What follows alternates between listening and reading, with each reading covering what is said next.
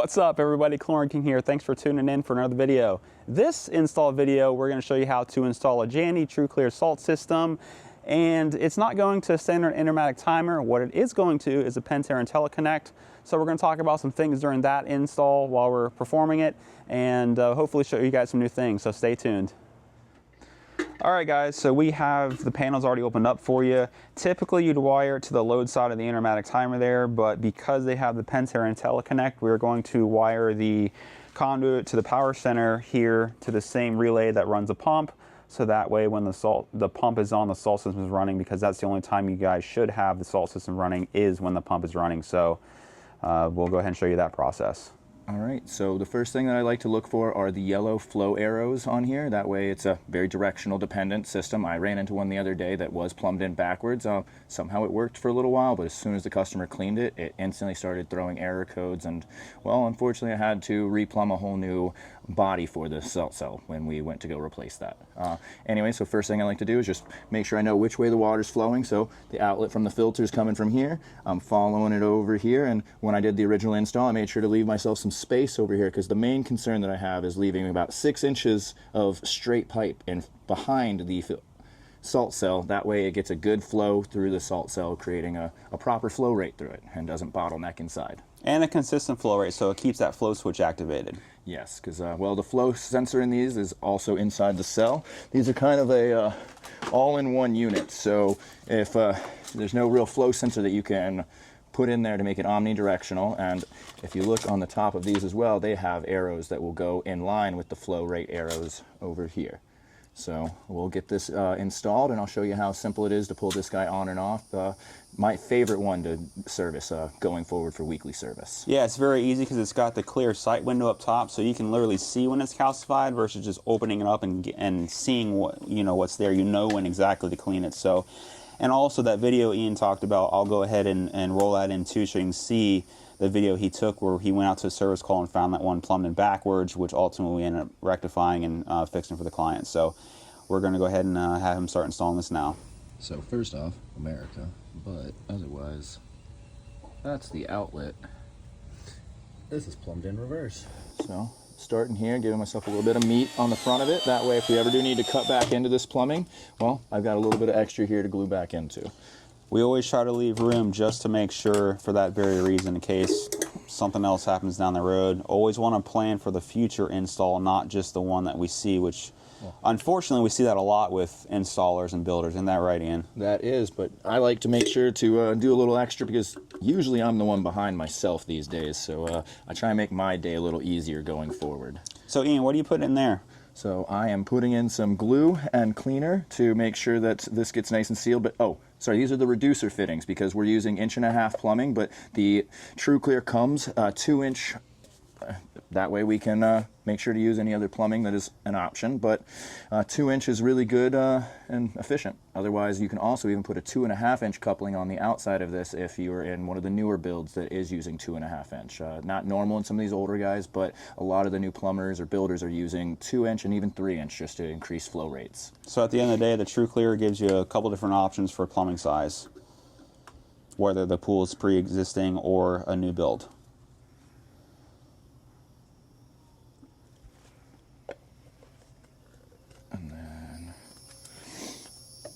Thankfully with the union here, I can push this down and we can actually plumb this in and see where the plumbing needs to get pulled off on that end.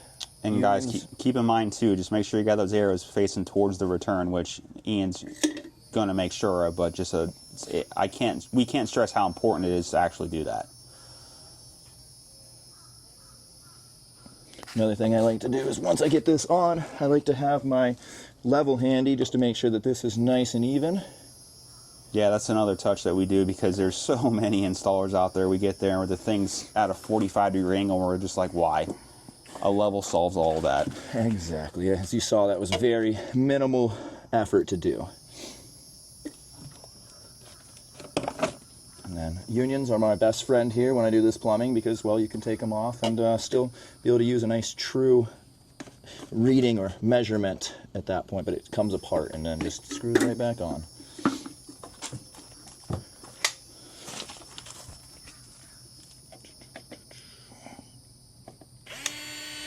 using my shears to measure off of where I know the reducer goes into at that point. So I'm doing that out of just, I put a few of these in every week.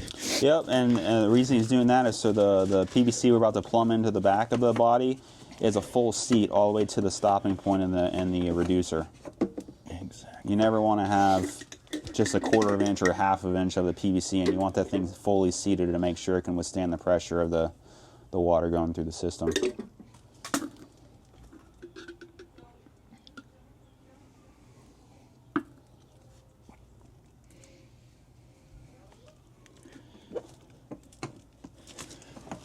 And now I've got that in, I'm going to tighten back down my union, and we have a salt cell body plumbed into the plumbing. And now it's as simple as dropping this guy in, making sure the arrows match over here to here, and then a 1/2 turn down, and there's 2 triangles that end up matching, so the tips of each triangle will point straight at each other when that is locked in. And that's it. That's as simple as plumbing the salt cell body. So now we're going to get to the electrical portion, which is the most complicated part in all fairness when installing a salt system, but we'll walk you through exactly what to do. All right, guys, so all of these TruClears end up coming with a little mounting bracket template. So what I end up doing is grabbing my level, putting it where I would like the power center to be, making sure that the top of this guy is even on the paper, but not pushing it down to where it's not gonna give a true level reading. So that looks good for me. There's these little holes. Sorry guys, there's little holes here, just as an indicator on where I'm gonna be putting my drill or my TAPCon. And so at that point, now I can go from there and drill into the hole or wall and put my power center on there. The top 2 holes are going to be your hangers for the power center, and then there's 2 holes in the bottom of the power center that actually bolt it to the wall. So it's sort of like a hanger / bolting type of procedure for this power center in particular.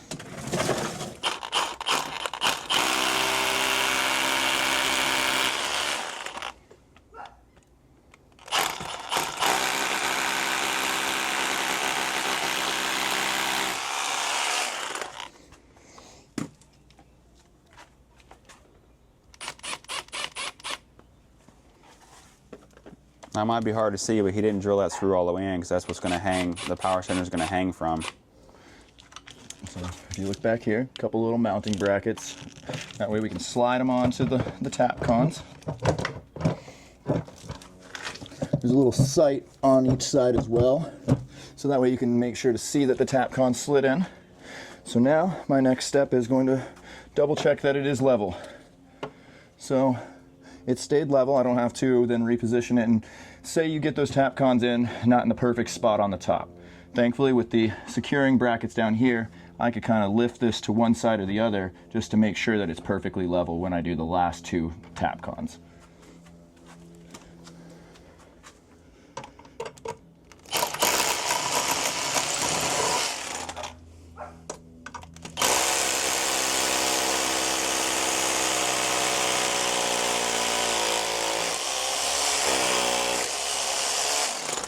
Now what Ian's using there is an SDS drill, which is way more easier for drilling into concrete than a standard hammer drill. Yeah, as you can see, I can stand to the side and still get some good pressure on it. It's an amazing drill at the end of the day. And it's just not so dang ear piercing. All right, so you see now the power center is all mounted to the wall, ready to be wired up. All right, so Ian's preparing to wire this, but he's going to talk about the different wiring options for this power center. So go ahead, Ian. Yeah, so the different wiring options for this are either 240 or 120. There's going to be a few extra wires here, so it comes factory wired for 240. The purple and yellow, or purple and white, sorry, are going to be what we would cut up open, and then to tie into a couple others via this little wiring diagram. Let me pull it off so we can show you guys a little bit more. If we needed to wire for 120, but since it's 240, we just keep those wires capped off and wired. So here's the 120 diagram. There you go. Upside down as well. Yeah. So anyways, you end up adding the white to the red for your neutral, and then black and violet for your load 1. Ground is still green, but all we end up doing is adding the violet and the white to the extra wiring here. Otherwise, it's just pretty straightforward. Ground is green, black line 1, red line 2. Perfect. Awesome. So in this case, we're not gonna, like I said, we're not gonna cut the capped wires. We're gonna just put them up in the power center electrical compartment once Ian's done wiring up the wires we are gonna use, which is the black, red, and green.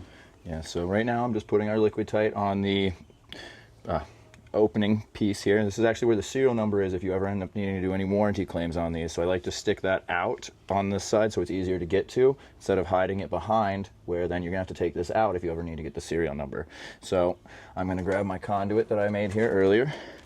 I'm gonna get it in my liquid tight here, and we're gonna start doing some connections on here. You end up using wire nuts to connect these, and they just tuck into the wiring compartment.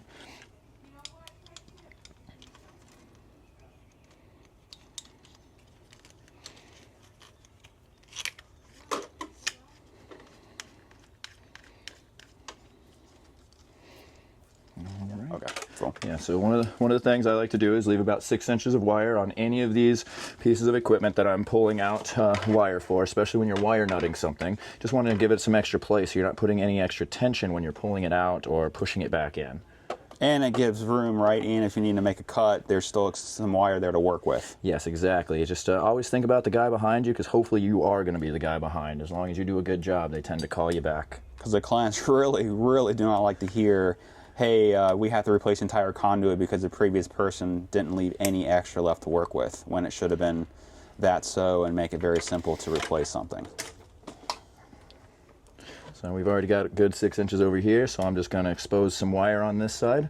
All these TruClears come with a braided or stranded wire, so I like to pull a little bit extra out of there to make sure it gets a good connection to the solid wire that I like to normally use. So anywhere from about a 1/2 inch to almost 3/4 of an inch is completely okay to pull off for the stranded. Because that's going to wrap around the solid wire we're using, so that's why he likes a little extra run to make sure there's a good solid connection in there. Yes.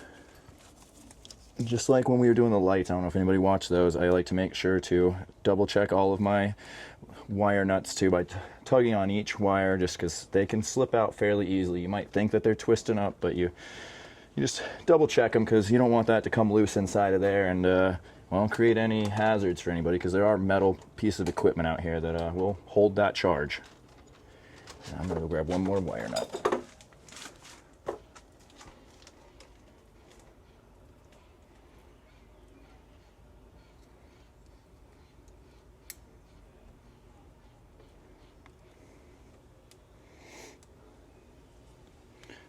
Tugging, making sure everybody's got good connection points.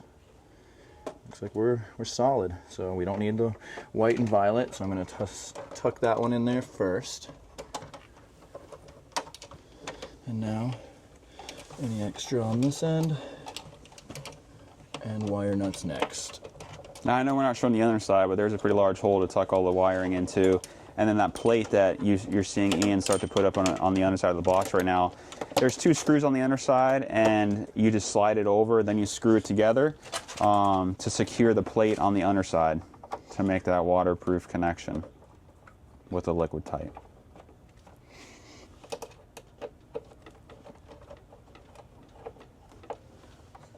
All right, so now the power center's wired up. Now we're going to work at getting it wired to the IntelliConnect. All right, so what Ian's doing now is just doing a cut to fit. We want to make sure that we're not bending or stretching or exhausting the conduit at all. Everything's nice and under normal tolerances of tension. So what he's doing now is he's going to cut the outside of the conduit to shorten it, and then we'll shorten the wires as well so we can make up the inside of the box. And so Ian, what's a good strapping procedure for this, or any electrical device for that matter regarding pools? So I like to go no more than 6 inches out of the box, strap her down on each side, and then depending on the piece of equipment, how much power is going through it, every 2 feet, but if it's a heat pump, it's within every 18 inches at that point. Yeah, it's a good strapping procedure. It's what we recommend for strapping is a little more than what the ANSI states, but you know, you can't ever go wrong with too much straps as long as the straps aren't touching each other, right? Yes. Exactly. Then it's a little close at that point.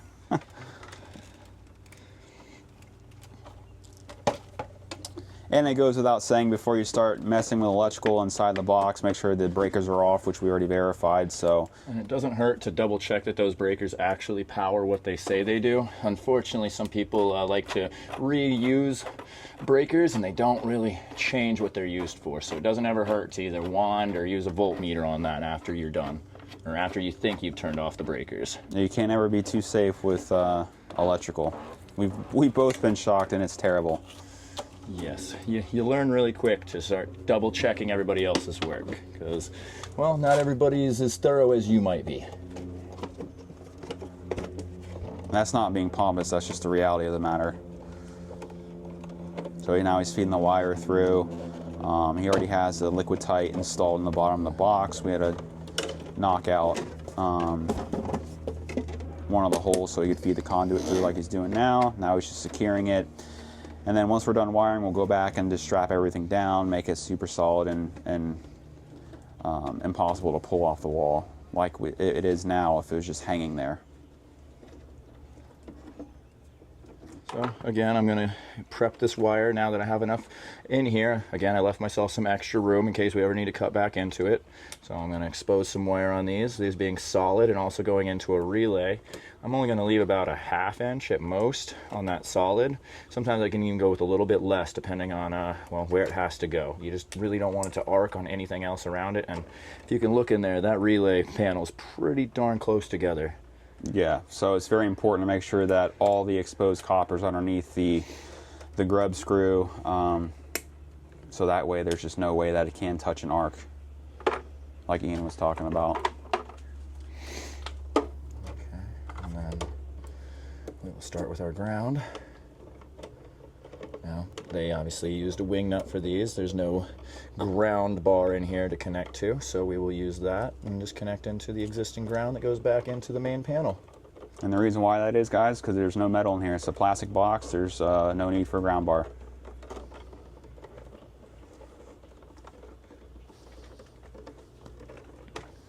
And you see how much tension he's put on the wing nut. Again, he's just trying to make sure that everything starts braiding on itself, so we know there's a nice solid connection there. So he's going to fold and make that out of the way and make it look nice and pretty. Just tuck it into this panel because there is another black compartment over this to make sure it's nice and safe. But make sure to open this up. So kind of hard to read, but line 1, load 1, line 2, load 2. So explain the lines and loads. What's a line? What's that mean? So a line is going to be our power in, so that's coming from the breaker, and then our load is going to be the power out, which is going to the equipment. So where are we plugging these wires in, Ian? We are putting the power center, salt system power center wires over on load 1 and 2 because we have 240 volts, which means that we can use both legs of power, or leg 1 and leg 2, which would be load 1 and load 2. And the reason we do that is so when the pump's on, the salt system comes on. When the pump gets turned off, the salt system gets turned off. So what are some functionality things we lose here by putting a TruClear to a Pentair product as far as the way this setup is? So when we add the salt system to this little simpler automation, it does not allow us to use or to change the chlorine output on the application that this thing provides. So if we're ever manipulating your chlorine output, you have to come outside and directly press up or down or plus or minus on the TruClear. But we will be able to turn it on and off with the pump at that point. So this is just making sure that we are using the customer's equipment that is here, but just unfortunately it's not as intuitive as putting in a Pentair product. Do we have the ability to see the salt reading on the app? So no, and even if we had a Jandy salt system on a Jandy automation, these TruClears actually don't really have a accurate reading or a reading that we can read. It will tell you when the low salt is there, but otherwise, if it's connected to an automation that is Jandy, it's always going to read 3,000 parts per million. So we're not really losing any functionality technically with this TruClear by seeing that side of it. Just the chlorine output would be the only thing we're losing for the functionality connecting to the IntelliConnect. Which homeowners generally don't mess with anyways. That's just the service companies like ourselves that will mess with it. So at the end of the day, this is still the best fit for this system. All right, go on with the wiring. Sounds good. So I'm going to get in here and tie into load 1. Now, Ian, if there's only one wire, if you're only plugging one wire into one of these screws, which side do you generally like to wire it to? So if it's just one, I like to go to the left side of the screw, because as I'm tightening it down, it's actually going to be pulling it up a little bit more into the relay. So they already have one on the left, but also one thing to note here is we can only add two pieces or two wires into one of these relays. If I wanted to add more than one piece of equipment in here, I would then have to put a lead here to then connect all of those pieces of equipment via wire nut. But otherwise, if it's only two pieces of equipment going into the load, it is okay to put those two wires inside directly to that screw. Very good tip, Ian, or else, like you said, you'd have to do the wing nut like you did with the grounds. So I don't know if you guys can see in there, but I left just, if anything, a centimeter left of open space. I don't want to end up catching any of the insulation inside of that screw. We don't want it to arc. We want a very solid connection, metal on metal. Yep, and also with insulation going underneath the screw, then you're not going to get a connection. The device may or may not work. So it's important to make sure that nothing but copper's under there, but you don't have a bunch dangling out. So like Ian said, you could possibly touch another piece of copper wire and arc, and bad things happen when things arc. Fires, breaking devices, stuff like that. It definitely overheats everything. Yeah, for sure.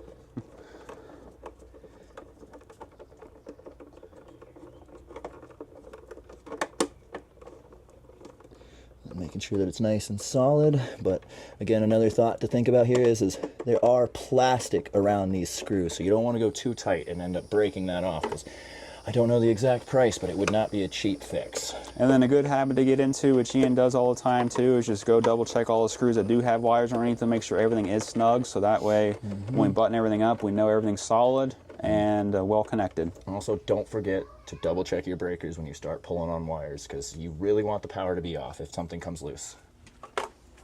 All right, so what I'm gonna do now, since the camera's at sort of an angle, I'm just gonna zoom in and take a picture for you guys to see what it actually looks like face on, and I'll roll it in the video.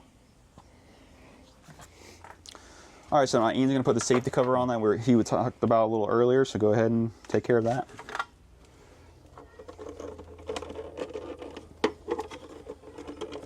And actually,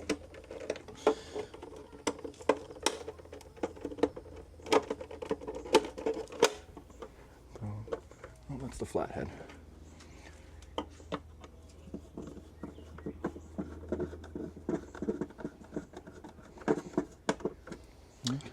All right, so we got the electrical done. We got the power center hung. What's left to do, Ian? Next, I'm going to put some bonding wire on this guy and make sure that it's bonded and up to code. Then after that, we just got to run the salt cell to the power center and then strap the conduit down, and this install's done. Might be hard to see under there, but you see the bonding lug there, a little copper lug. So Ian's about to put some bonding wire in now. You want to make sure everything's bonded. You want to keep that electricity out of the pool water.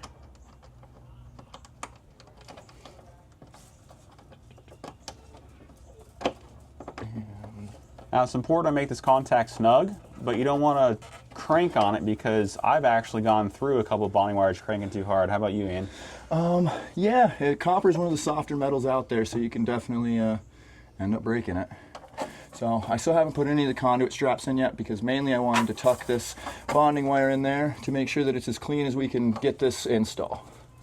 So I'm going to go get some conduit straps and a bonding lug to make sure that this is all finished up. But yeah, we're on the last, I'd say, 2 steps of this job.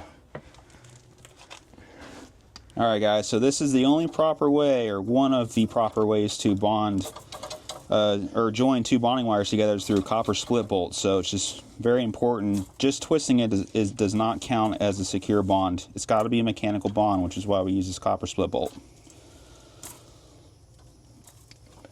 And then, just in case it decides to get a little loose and slip through, I also like to bend it over on itself. That way, if it does start to get loose, it can't go anywhere. Mm-hmm. There you go. Now the salt system's bonded to the rest of the pool bonding. All right, so Ian just ran the wire for the salt cell. You can see he's running it up to the power center, which again, we're going to tidy it, make it look pretty with zip ties here in a minute. But we are first going to just do the general run.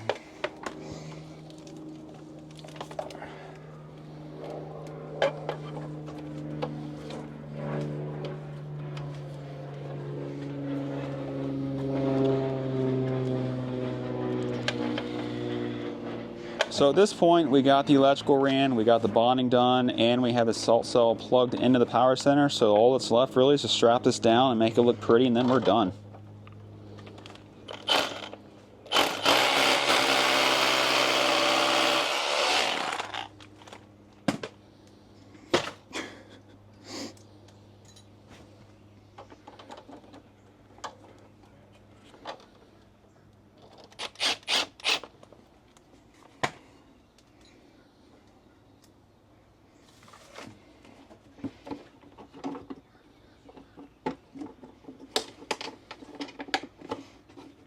That's going to be almost impossible.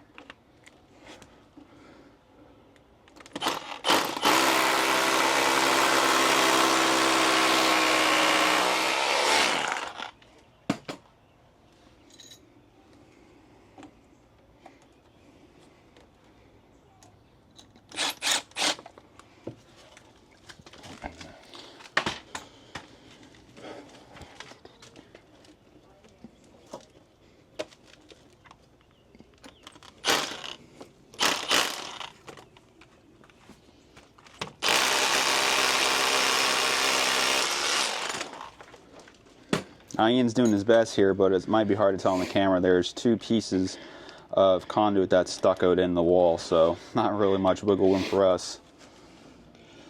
Well, but we're going to try and make it work, because as I mentioned, I really like to get 6 inches bare minimum off of each piece of equipment. And boom. There you go. It's not the prettiest, but it's nice and secure. No one's tugging that thing out the wall. That is for sure.